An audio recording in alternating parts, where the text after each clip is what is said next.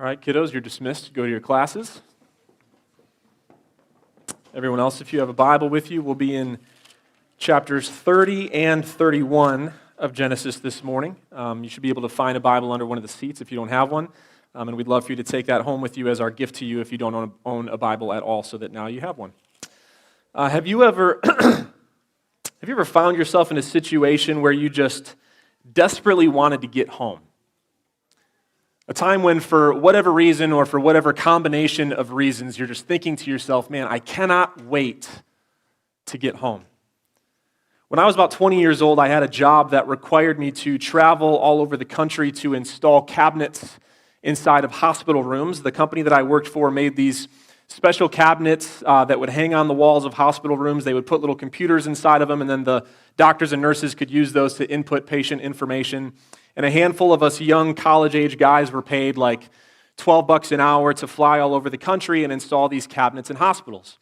And there was this one specific trip when a group of us were sent down to Dallas because there was a big hospital down there that made this huge purchase of like 150 of these cabinets, which meant that that entire week that we were there, we had to go inside 150 different hospital rooms and install all of these cabinets in 1 week.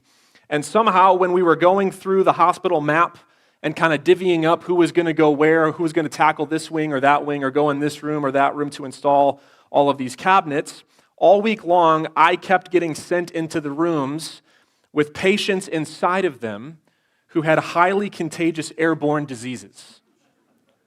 Now, wisdom would suggest that for these specific rooms, the hospital would just come up with a backup plan. Like, we'll just wait and install these cabinets later when these patients are healthy and have gone home and you can get into the rooms after that. You'd think that that's what they would do, but that is not what they did. Instead, they gave me what looked like an astronaut suit, told me to put it on and go inside these rooms with the patients in there and install these cabinets quickly with these poor people just lying in bed watching me work in a spacesuit. And so all week long, I was stuck going in and out of these rooms with these poor people with these airborne diseases, all the while kind of looking like I worked for NASA or kind of like the dudes from E.T. who were just head to toe in those crazy outfits. It was a very long week. And if that wasn't bad enough, on top of that, some of you know this about me, but I really don't enjoy flying. I get claustrophobic on planes. I don't love being stuck in a giant tube in the air with a bunch of random people. It's just not my favorite thing in the world. So honestly, when we're traveling as a family, I would always much rather drive than fly if that is at all an option. Andrea knows this. It drives her nuts, but that's just my preference. Obviously, though, on this week to this trip to Dallas, I had to fly. Okay, fine, no big deal. But for some reason, on this specific flight back home, we were on like the smallest plane ever made. It was one of those planes that had one seat on one side of the aisle and 2 seats on the other side of the aisle. It was very small, very cramped, and of course it was a very rocky flight with a lot of turbulence. So here I was, after a long week of working in a spacesuit, disturbing these poor people in their hospital rooms, feeling stuck in this tiny tube in the air, feeling claustrophobic and nauseous, thinking to myself, I cannot wait to get home. Also thinking to myself, $12 an hour ain't worth it. But after all these things, I just desperately wanted to get home. We're continuing our series in Genesis this morning, and in doing so, we're looking at a story in which Jacob desperately wants to get home. If you recall from the past few weeks, Jacob had to abruptly leave his home in Canaan because his brother Esau wanted to kill him after Jacob tricked their father into giving him the firstborn blessing rather than giving it to Esau, who it technically belonged to. So he went to live in Canaan or in Haran with his uncle Laban to hide from his brother. And also while he was there, his parents told him to find a wife for himself. And after arriving there, even though he quickly fell in love with Laban's youngest daughter, Rachel, Jacob was tricked into marrying both of Laban's daughters. And then he had to work as a hired hand for his uncle for 14 years in exchange for marrying Leah and Rachel. But during the second half of those 14 years, Jacob found himself in the middle of this chaotic baby war that Andrew went over last week between these two sisters, Leah and Rachel, because Leah was fertile, Rachel was not. So after Leah started bearing children, Rachel gave her servant Bilhah to Jacob as a third wife so that she could feel like she could provide children for him through her servant. But then Leah ceased having children of her own, so she gave her servant Zilpah to Jacob as a fourth wife, so that she could feel like she could still give him children through her servant. And then Leah started having babies again. And then finally, Rachel got pregnant and had a son as well. And now after all that chaos, Jacob approaches Laban in today's passage and says, I just want to go home. And the events that follow that request are what we are exploring together this morning. Now, this particular story spans a lot of verses. We've got a lot of ground to cover today. So in order to do that in a timely manner, rather than reading through every single verse, which we often do, I'm going to narrate and summarize most of the story. And then periodically we will zoom in and read some specific key verses so that we can try to make sense of everything that's going on. But we've got a lot of ground to cover. As I narrate and summarize, I'm going to do so through two different sections. So first I'll be covering verses 25 through 43 of chapter 30, where we're going to see God provide for Jacob in a very specific way. And then second, I'll be covering all of chapter 31, where we're going to see God protect Jacob in a very specific way. So first, God provides for Jacob, and then God protects Jacob. So I'll begin by summarizing this first section of the story, seeing God's provision for Jacob, starting in verse 25 of chapter 30. Now that Rachel has finally given birth to a son, whom they named Joseph, Jacob approaches his uncle Laban and says, all right, enough is enough. It's time for you to let me go back home now. I have served you faithfully for 14 years. You know that I have. So it's time for you to let me take my family and go back home. But remember, Laban is a master manipulator, right? So much so that even Jacob, who used to be this conniving trickster who was always deceiving people, finally met his match in his uncle Laban when he was tricked into marrying Leah, despite being in love with Rachel and only wanting to marry Rachel. And so Laban, being the manipulator that he is, there's no way that he's just going to let Jacob go back home now without first trying to find a way to benefit himself in Jacob's departure or benefit himself in some way.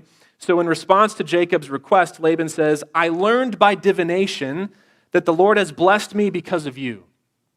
In other words, God revealed to me that the source of my prosperity is you. It is because of you that I am doing so well and I have built so much wealth and have so much success. Now the truth is, this is most likely just a line that he's feeding him in order to get him to stay. He's probably thinking, Jacob is my best worker. I have only gotten rich since he's been with me. My wealth has grown. My livestock has never been healthier. I need to find a way to get him to stay. So he feeds him this line about this divine revelation from God. We don't know if that actually happened or not. It's probably just him manipulating once again. And then he asks him to name his salary. And whatever it is, Laban will pay it if Jacob will just stay and continue to work. But in response, Jacob says, listen, I have worked for you for a long time, but in all of that time, only one of us has actually built any wealth. God has blessed you tremendously through my efforts, and that's wonderful for you.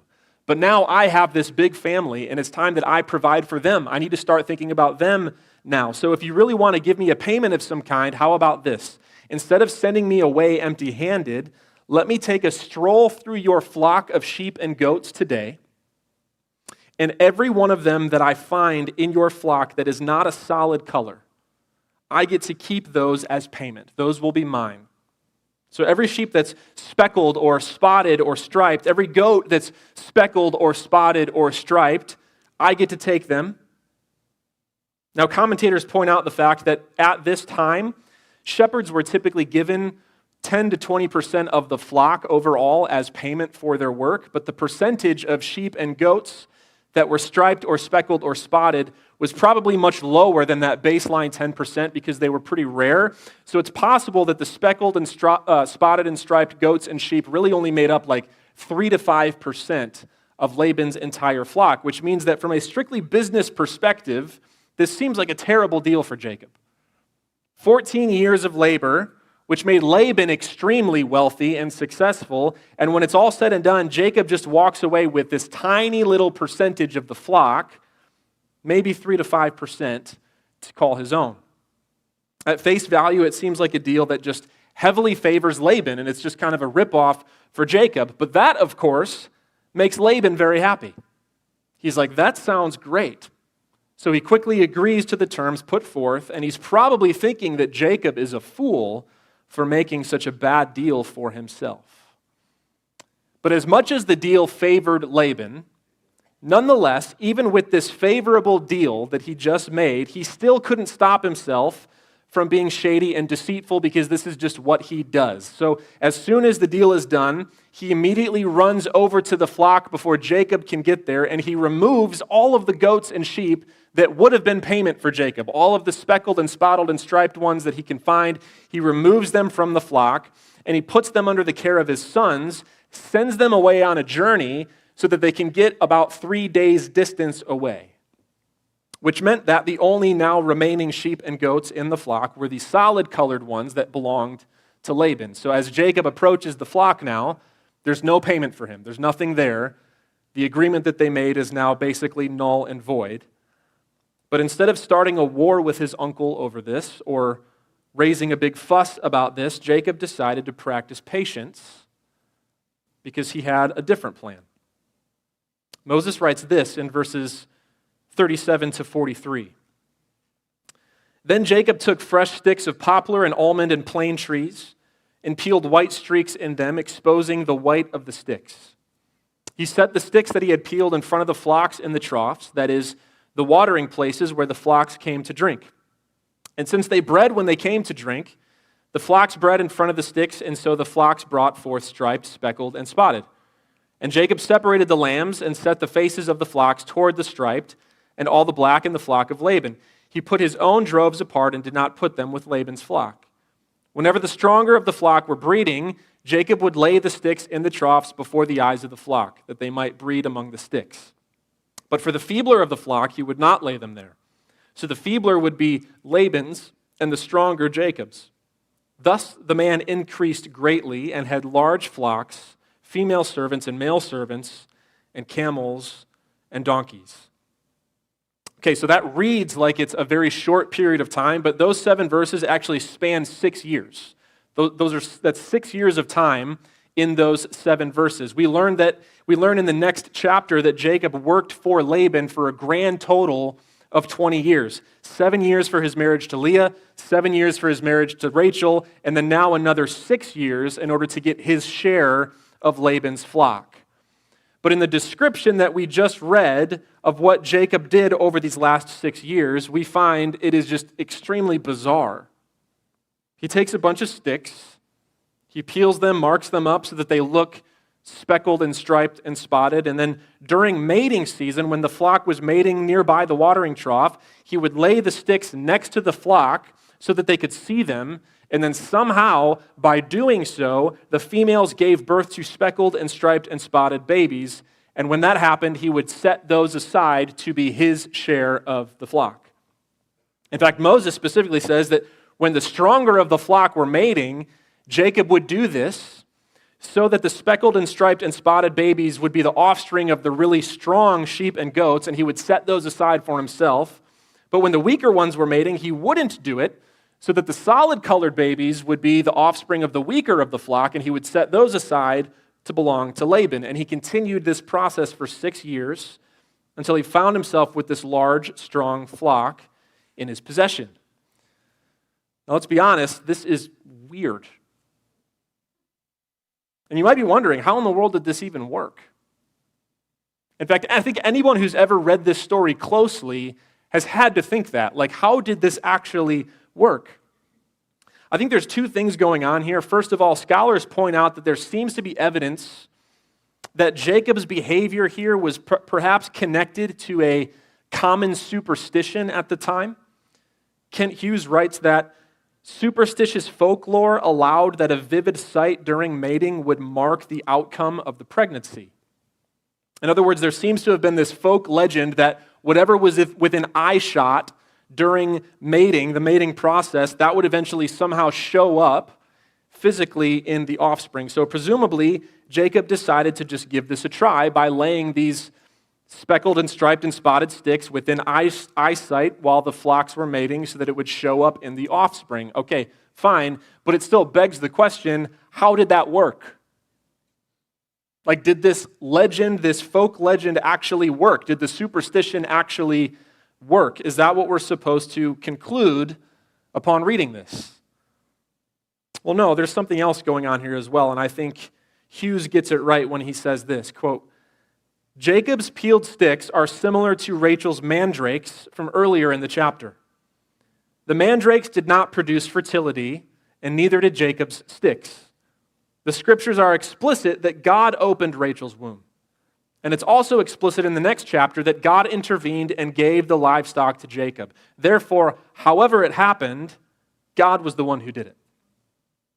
So Andrew talked about these mandrakes last week, but they were basically these pieces of fruit that were supposedly an aphrodisiac and were believed to help with infertility. And in the same way that Rachel got some of Leah's silly mandrakes and then subsequently got pregnant, but Moses explicitly said that God was the one who healed her womb, not the mandrakes. Similarly, Jacob performed this silly ritual with these sticks for a period of 6 years, and God just chose not to stop him. He let him go through with it. He let him do the whole thing. And then subsequently, he bred this strong flock with speckled and striped and spotted babies. Even so, Jacob is explicitly clear in the next chapter when he tells Rachel and Leah, God has taken away the livestock of your father and given them to me. So it's a weird story. It's really strange. It's hard for us to relate to today, but sometimes the Lord provides in mysterious ways. And sometimes he even lets us follow through with our silly schemes and our goofy plans and our goofy ideas. But despite this silly thing that he does with the sticks, Jacob seems to be fully aware who it was that provided these sheep and goats for him. He doesn't seem to be under the delusion that it was actually because of the sticks. He knew that it all came directly from the hand of God. God was the one providing. Okay, we got to keep moving, but in this first section of the story, we saw God provide for Jacob in a pretty specific way. In the second section of the story, we're going to see now God protect Jacob in a pretty specific way. So continuing this summary into chapter 31, now that Jacob had become wealthy with livestock in his own right over these past 6 years, Laban's sons had grown jealous of him, and they're spreading rumors about him that he had ripped off their father or stolen stuff from their father, and that was how Jacob had become wealthy. And Jacob was now fully aware that whatever favor he had previously had with Laban for those first 14 years was no longer true. He had fallen out of favor with Laban over these last 6 years. Laban was no longer benefiting as much as he used to from Jacob's labor, so he wasn't as pumped about him as he used to be, and Jacob knew it. He could sense that the overall vibe was just different, and it just so happens that simultaneous to that realization, the Lord spoke to Jacob and said this, "Return to the land of your fathers and to your kindred, and I will be with you." I want you to put a pin in those 5 words. I will be with you. Because what we're going to see is that'll wind up being central to this entire story. I will be with you.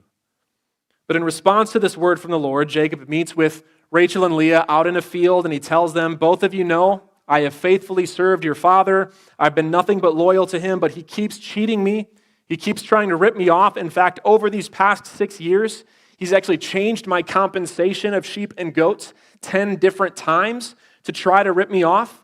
While I was breeding the flock, he would tell me, you can have the spotted ones. But if a bunch of spotted ones were born, then he would change it up on me and he could say, okay, now you can have the striped ones. But thankfully, every time he did it, God intervened and would not let Laban harm me.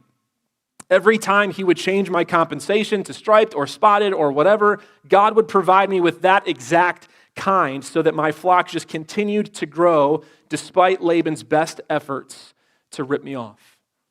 And then Jacob told Rachel and Leah that simultaneous to this stick ritual that he had performed, he also had a dream where God told him that he would grow his flock with these speckled and striped and spotted offspring because God had seen the injustice that Laban was committing against him. And on top of that, that the Lord also told him to take his family and go back to Canaan. This is everything that he's now sharing with his sister wives. So when Laban was away on a sheep shearing trip, Jacob took his wives and his children and his livestock and all of his possessions, and after 20 long years in Haran, finally headed back home. Okay, so they're on their way.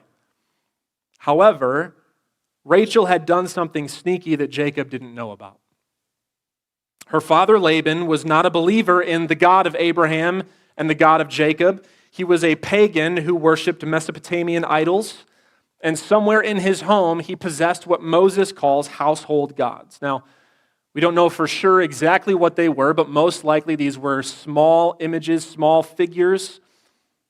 They might have been made even of precious metals of some kind that Laban would worship and pray to on a regular basis. And Jacob was unaware of the fact that Rachel secretly stole them, took them from her father when they departed from Laban's home. And the text doesn't tell us why she did this. We can speculate. Maybe she just wanted to get back at her father for being such a jerk.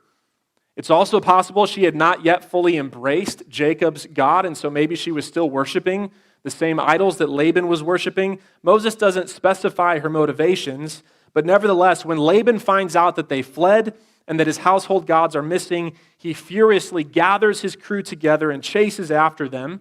And after about a week, finally catches them, but right before he's about to overtake them, something happens. God appears to Laban in a dream and tells him, "Be careful not to say anything to Jacob, either good or bad." Now, the wording here, even in the Hebrew, is kind of a bit odd, but it basically just means leave Jacob alone. God is telling Laban, you have taken advantage of Jacob long enough, you're done now. Don't touch him, don't talk to him, don't offer him any more sweet deals, leave him alone. Well, soon after this, Laban does catch up to Jacob, and he confronts him in honestly kind of a comical way. He says, "Why did you trick me and leave me in secret? If I had known you were leaving, I would have given you some gifts and would have played you a goodbye song on my tambourine."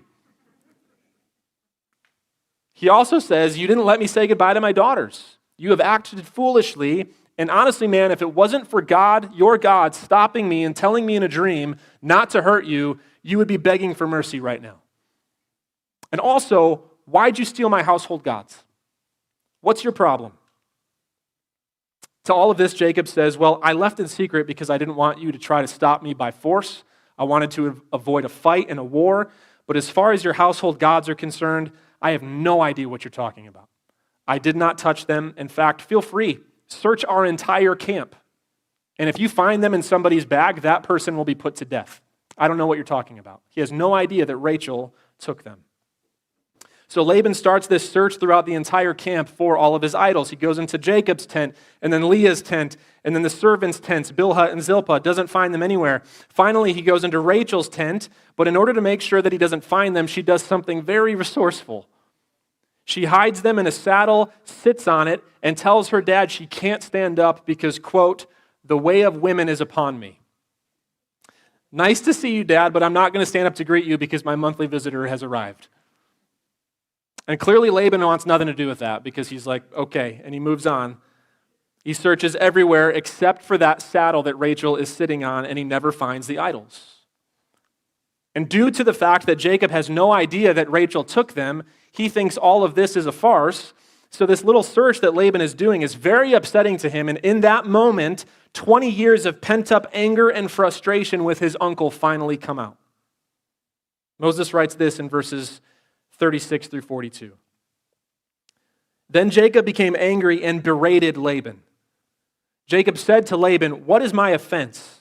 What is my sin that you have hotly pursued me? For you have felt through all my goods. What have you found of your household goods? Set it here before my kinsmen and your kinsmen, that they may decide between us. These 20 years I have been with you. Your ewes and your female goats have not miscarried, and I have not eaten the rams of your flock. What was torn by wild beasts I did not bring to you. I bore the loss of it myself. From my hand you required it, whether stolen by day or stolen by night. There I was. By day the heat consumed me, and the cold by night, and my sleep fled from my eyes. These 20 years I have been in your house. I have served you 14 years for your 2 daughters and 6 years for your flock, and you have changed my wages 10 times. If the God of my father, the God of Abraham, and the fear of Isaac had not been on my side, surely now you would have sent me away empty-handed. God saw my affliction and the labor of my hands and rebuked you last night." So in response to being accused of stealing from him, Jacob gives Laban just a good old-fashioned tongue lashing. "I've worked for you 20 years, been nothing but honest and good to you. You've done nothing but prosper since I've been with you. None of your livestock miscarried under my care. Anytime there was a predator that got to anything, I made sure it didn't affect you negatively in any way. Through the hot, miserable days and the cold, sleepless nights, I have served you, even though you have changed my wages 10 different times to try to rip me off. And despite all of that, you turned my whole camp upside down because you think I stole your household gods. No, the truth is, your silly little idols are of no use to me because the God of Abraham is on my side. And if he weren't, you would have found a way to rip me off and send me away empty-handed. But God saw the way you were treating me, and he intervened on my behalf. He provided for me, and he protected me. So no, I have no need of your silly little idols." And after all of that, the story closes with Jacob and Laban making a covenant with each other to leave one another alone.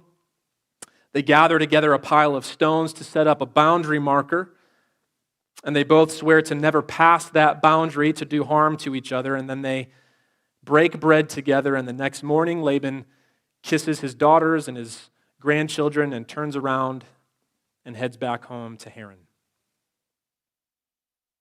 Okay, we just covered a lot, but believe it or not, there's really one overarching theme that is woven throughout all 74 of those verses that I just summarized. And that theme is this: the Lord is with us the whole way home. The Lord is with us the whole way home. 10 different times in this story, Moses purposely mentions God's providence and protection for Jacob, and specifically 3 of those times really draw out the central point of the story. In verse 3 of chapter 31, God tells Jacob, "Return to the land of your fathers and your kindred, and I will be with you." And then in verse 5, Jacob tells Rachel and Leah, "I see that your father does not regard me as he did before, but the God of my father has been with me." And then in verse 13, God tells Jacob, "I am the God of Bethel." And that statement immediately brings to mind the encounter that Jacob had with the Lord at Bethel back in chapter 28, where God told him this: "Behold, I am with you and will keep you wherever you go, and will bring you back to this land, and I will not leave you until I have done what I have promised you." So even though the past 20 years of Jacob's life have been chaotic and frustrating in a myriad of different ways, nonetheless, Jacob knew that this God whom he had encountered at Bethel and promised to bless him with a people and to bless him with a place, and who promised to bless the earth through him, just as he did with Abraham, this God was with him and was keeping him the entire time, just like he had promised, for 20 long years. Those words from the Lord at Bethel were just constantly ringing in Jacob's head. "I am with you. I will keep you wherever you go." And because of that, he was able to endure all of that chaos he experienced with his uncle because he was confident that God was with him the whole time. Friends, at one time or another, or to one degree or another, everyone and everything in this world will let you down. Some of those letdowns will be minor and not really that big of a deal. Some of those letdowns will be major and a very big deal. But rest assured, the world will let you down. And this story provides us with 2 types of relationships to consider in this life: our relationship with a completely unreliable world, and our relationship with a completely reliable God. So in our relationship with a completely unreliable world, we are going to have Laban-type figures in our lives. We are going to have people in our lives who sometimes make things really hard for us, people who are manipulative and and selfish and self-serving, people who on paper, maybe we feel like we should be able to trust them, but who nonetheless will let us down. And guess what? I hate to break it to you, but at other times, you're going to be the Laban in someone else's life. In our sinful flesh, every single one of us has Laban-like tendencies, which means that, believe it or not, there will be times when you are the one who's manipulative. When you are the one who is selfish and self-serving. Times when you are the one who should be able to be trusted, but who nonetheless will let somebody down. All of this is part and parcel of being sinful people who live in a sinful and completely unreliable world. Also, in our relationship with a completely unreliable world, we all have our own household gods. Whether we realize it or not, we all have a collection of little idols that we worship in our home, and everyone's collection could be a little bit different. Money, possessions, career, appearance, reputation, prestige, politics, pleasure, comfort, control, convenience, relationships, hobbies, interests, passions. We all have household gods, and every single one of them will let us down. Now, when kept in their proper place, these things are either neutral or are even good blessings to be enjoyed, but when they are worshiped, they will always let us down, because just like Laban's household gods, these things can be taken from us at any time. One moment we have them, one moment we're gone, and then life falls apart. The things that we've been worshiping have been stripped from us, and life falls apart. And they are completely powerless to give us the fulfillment that we truly crave. These are the realities of our relationship with a completely unreliable world. But there's another type of relationship in this story, and it's a relationship with a completely reliable God. And unlike this world, He will never let us down. But I do recognize that when I say that, there are some of you that may be thinking, that's easy for you to say. Maybe things have been really good for you, but you have no idea what I've been through. You have no idea what I'm going through right now. How can you so confidently say, God will never let us down? You know, you might be right. Maybe I don't know the specifics of what you've gone through or even what you're going through right now, and I would never want to belittle any of that. But here's what I do know. I do know what God has gone through for you. I do know that in the same way God told Jacob, I am with you wherever you go, a couple thousand years later, the Son of God took on flesh as the person Jesus Christ and was called Emmanuel, which means God with us. And I do know that even though He was perfectly sinless and never had a Laban-like moment in His life, and He never offered up worship to idols of any kind, He still willingly went to the cross to die for Laban-like sinners like you and me who offer up worship to idols all the time. And I do know that this entire story prefigures another story in Scripture called the Exodus, when God would deliver His people out of slavery in Egypt and leave them safely back home to the promised land of Canaan. And I do know that that story prefigures the ultimate Exodus, when God would deliver His people out of our slavery to sin through the death and resurrection of His Son. And I do know that everyone who rejects their sin and believes in Him is adopted into the family of God by grace through faith in Christ, and His departing words to His first disciples is true for us as well. Behold, I am with you always to the end of the age.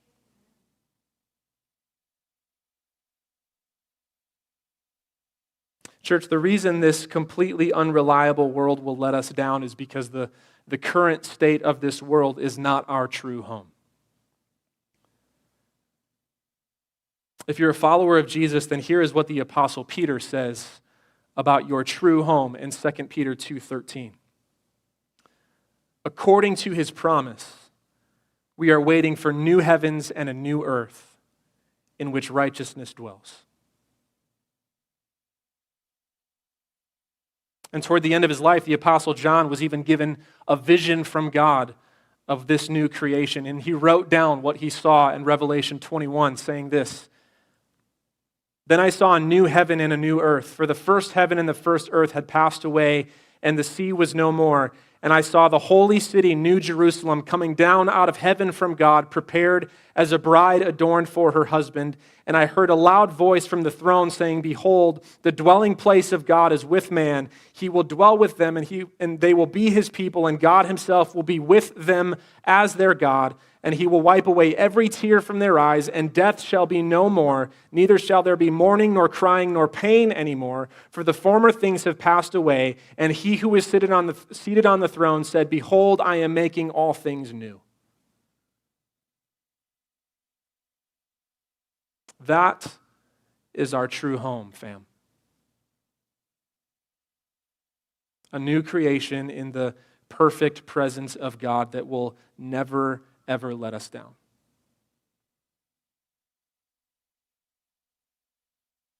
As we wind down to a close this morning, I want to leave you with the third verse of John Newton's famous hymn, Amazing Grace. It goes like this: "Through many dangers, toils, and snares, I have already come. 'Tis grace has brought me safe thus far, and grace will lead me home." We're not there yet, and along the way we'll face many dangers and toils and snares, and we'll be let down many times, but we can take comfort in knowing that the Lord is with us the whole way home. Let's pray.